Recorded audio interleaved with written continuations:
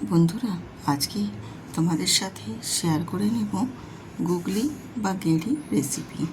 এই রেসিপিটি ভীষণই সুস্বাদু খেতে। যারা জানো তাদের কাছে তো বলার কিছুই নেই, আর যারা জানো না তাদের জন্য আজকের এই রেসিপিটি একেবারে অল্প মশলা দিয়ে ভীষণ সুন্দর হয় খেতে। একবার হলেও বানিয়ে দেখবেন। আমি তার জন্য চলে এলাম গ্যাসেতে বানানোর জন্য।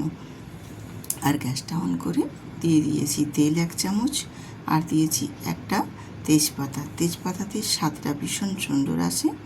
আর তেলটা গরম করে নিয়ে এখানে দিয়ে দেব ডুমো ডুমো করে কেটে নেওয়া আলুগুলো দিয়ে আমি এবারে আলুর মধ্যে দিয়ে দেব স্বাদ মতো নুন, আর দেব হলুদের গুঁড়ো আর একটু কাশ্মীরি লঙ্কার গুঁড়ো দিয়ে খুব ভালো করে আলুটাকে একটু নাড়াচাড়া করে কষিয়ে নেব বা ভাজা ভাজা করে নেব।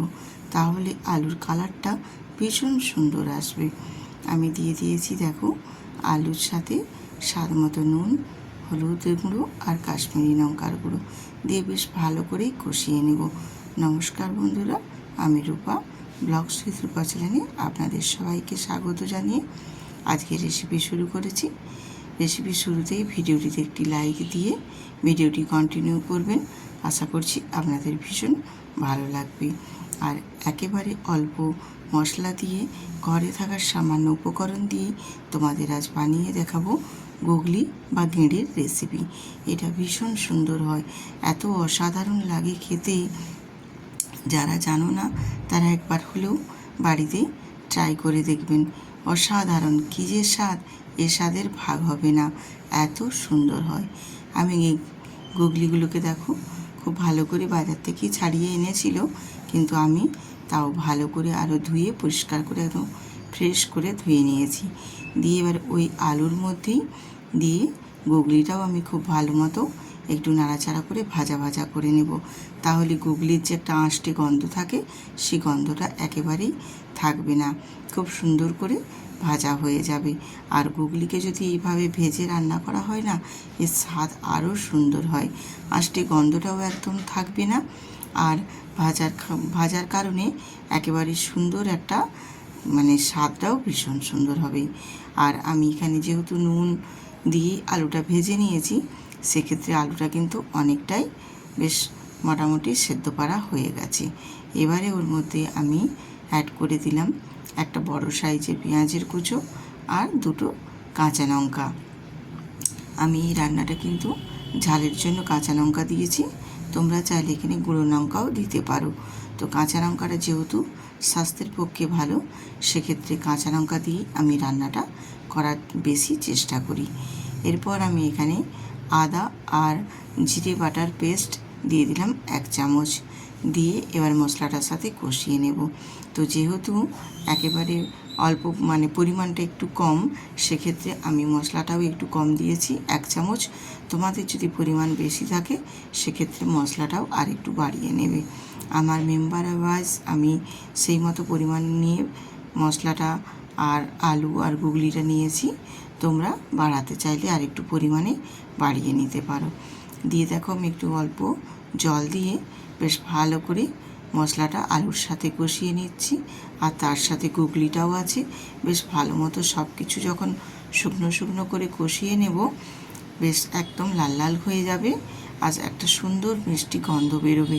তখন বুঝে নিতে হবে যে আমার গুগলিটা খুব সুন্দর করে কষানো হয়ে গেছে।